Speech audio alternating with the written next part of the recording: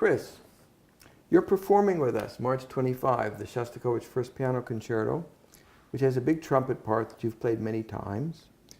You've had occasion to talk about it with the composer's son, Maxime. What can you tell us about the influence of jazz, the use of mutes, whatever about this particular trumpet part? Well, the specific issue spoken of was about the muted solo in the slow movement. And Shostakovich's indication is simply con sordino, which in the regular orchestral world just means a simple straight mute, an implement like this. This is a mute of European origin that goes back to Mozart's day. What Maxime referred to was his father's intention to, in a brief statement made that I remember, was to set up a sort of a nightclub atmosphere, or a sense of a jazz influence in this sort of very serene string padding and then the muted trumpet coming through. And that this would not be the correct sound for this. So all the other mutes that we have in the trumpet world do come from the world of jazz. The cup mute, the harmony mute, the plunger mute, the bucket mute, the hat mute, all come mostly from New Orleans, but then also from other American cities associated with the intention of jazz musicians to bring different voices to their tone qualities. So what Maxime suggested was the cup mute. So that solo just at the beginning played on a regular orchestral straight mute.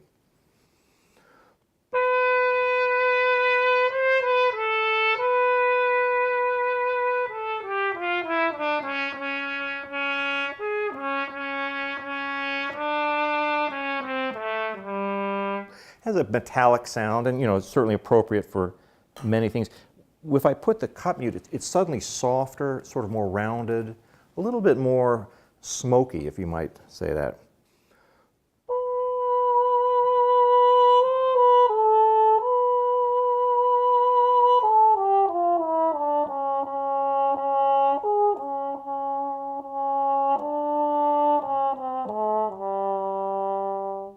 And I've done it other ways. In fact, I think probably almost every time I've done the concerto, I've used a different mute. Just a sense of what the conductor might ask for, acoustics of the hall. Angel has spoken of the acoustics in this particular place, and he even has mentioned the idea of maybe using a soft hat mute, which is another. In this case, I've simply taken a beret, a French beret, and cover the bell with it, and this is a particular kind of different sound.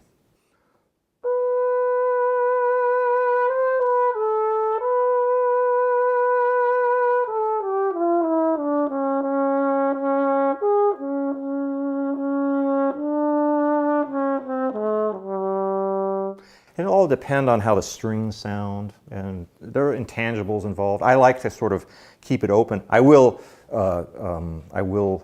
obey advice, and I respect Angel so much, and you too. And if you have a feeling that a certain mute sounds, they're all the same to me in terms of performing, and I'm eager to come up with the best solution. Well, the topic of the influence of jazz in Soviet Russia is an incredible topic. I came to it through Alexander Taradze, who is a close friend of mine and a graduate of the Moscow Conservatory. And as it happens, our piano soloist on March 25, he plays jazz. And for him, I would say jazz was more important than it could be for any American musician of his generation, because in Soviet Russia in the 60s, it was a metaphor for freedom. And like so many of his peers, he would surreptitiously listen to Willis Canover on The Voice of America in basements, and experience Louis Armstrong or his idols, Oscar Peterson and Ella Fitzgerald. Sure, yeah. Shostakovich too. I don't know if there was an ideological component, probably not, but certainly he was seduced by jazz. Yeah, absolutely. Yeah, I've known a few Russian musicians, and yes, it's a very intense feeling they have. Yeah, very much so. And it's true of Europeans generally that they came to jazz without prejudice, whereas in the United States, American classical musicians were very suspicious and wary and uncomfortable. in the presence of a Duke Ellington or a George Gershwin. Well, it goes deeper than that. If you read the history of the Harlem Renaissance, actually a lot of the black artists of the day were very comfortable because they felt jazz came from a source that they wanted to feel that they had risen above. And so initially, some of those writers in the Harlem Renaissance in the 20s were very slow to accept Duke Ellington, and it changed later, but and rightfully so, because Duke Ellington is truly one of the greatest artists, ever, and if we talk about American music, very much so. So yes, jazz has a feeling that in America of coming from a place where some people are uncomfortable with, and I think we're past that now, but it is definitely part of its history. Anecdotally, the pianists who would flock to Harlem and the composers who would flock to Harlem, we know that Rachmaninoff and Horowitz would go to hear Art Tatum, and the Europeans who came over, Bartók, Ravel, take me to Harlem, they said, not Carnegie Hall. Hindemith it seems so strange, but he was an intense fan of Duke Ellington. Stravinsky would show up at Duke Ellington, listen, and he was particularly enraptured of the bass player, Jimmy Blanton. Stravinsky couldn't get over how he could play the bass. Stravinsky writes the Ebony Concerto for Woody Herman. Yeah. And Hindemith, you must know the Symphonic Metamorphoses on themes by Carl Maria von Weber, which has a jazz interlude, right? Have you played that? Oh yeah.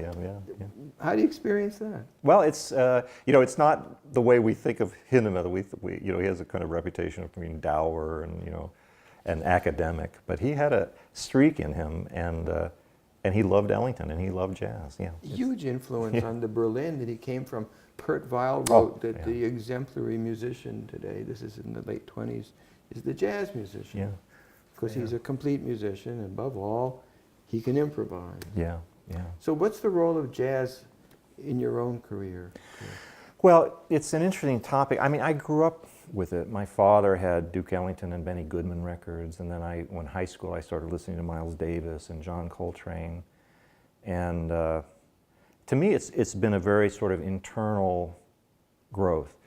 I teach, and I often have, and I've done a lot of jazz things, and a lot of times the students will seek me out and say, they'd like to get some instruction on playing jazz, because this, in the sense of like, I need to increase my skill set, something like that. And I respect that, and I understand that, but I also explain to them it's not really going to quite work that way. It's not like a course that you take.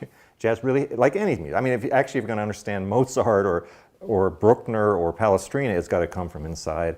And there's a big difference between, I've used this expression before, between jazzy and jazz. And so sometimes you'll hear sort of quote unquote what we call classical musicians play a piece. This happens often in American Paris. I have heard that trumpet solo played, and it's so overdone. I mean, it is so overinflected. It's like hearing a singer trying to imitate a blues singer and just going so over the top. And when you listen to Ellington and those great soloists, Johnny Hodges, Ray Nance, there was a sort of a dignity to their solos. There was inflection. There was sometimes earthy inflection. But there was a very, very sense of sort of composed dignity to their playing. And often, many of those solos were not improvised, by the way, totally. Like Ellington wrote a lot of those out. If you listen to broadcast nights when they're on the road, the solos are identical night to night. They may be inflected differently. And that's just different. And so, when I hear, I've heard a very prominent orchestral trumpet player who is tremendous. I mean, I admire him and grew up listening. But I've heard him play that American Paris solo, and frankly, I'm almost nauseated because it's so over the top. When Gershwin's writing this piece about an American in Paris, I mean, it's really a song of sort of innocent yearning for, the bright lights of the city of lights. And the trumpet player sounds like, and I don't know if this is appropriate language for this, but it sounds more like an American stripper in Paris than an American. You know, it's just not right. And I think Gershwin played correctly. There is inflection, and there is expression that's often involves, you know, as you've mentioned, sliding around. But there's a dignity to it. And yeah. There's another great trumpet solo in Gershwin, which is in the slow movement of the Concerto in F. Yeah.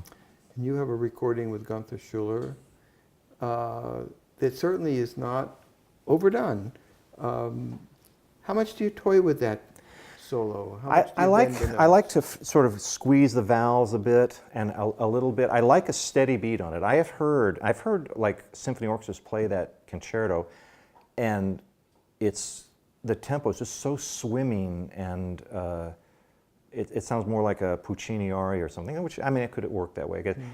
I appreciate what Gunther said about it, and actually when you listen to Gershwin's own recording, there's always like a steady beat, and then the inflection is played off that steady beat. So you feel that steadiness, that steady pulse, and then I've heard some major symphonies play that, and the conductor is going with everything, so it swims so much, and that's not what I think is the proper style. I mean, Gershwin, you should be able to dance to all of his music, whether it's slow or fast, I think, you know. Yeah.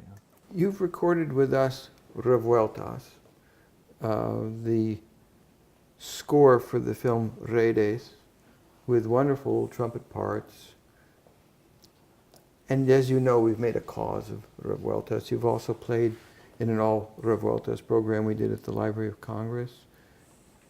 You want to talk a little bit about Revueltas and the trumpet? Well, he writes masterfully for the trumpet. I mean, it's dramatic, it's lyric, it's powerful. He really brings all the colors that are possible with trumpet, and the other instruments too. I mean, in Redes you'll hear fantastic tuba parts, and the other instruments are given a wide range. Really was a composer that really reached for, you know, a wide range of expression. And I find in that music, you know, every moment is important. He has his own sonic imprint. Oh yeah, absolutely. It's mind-blowing that we don't know this composer. I mean, can you think of that many 20th century composers for orchestra from our hemisphere who write on his level? No, I don't. I can't. It's really remarkable music. And it's a gift that you have brought it to light, you and on Hell. It's really amazing. It is amazing. Yeah. Thanks, Chris. Thank you.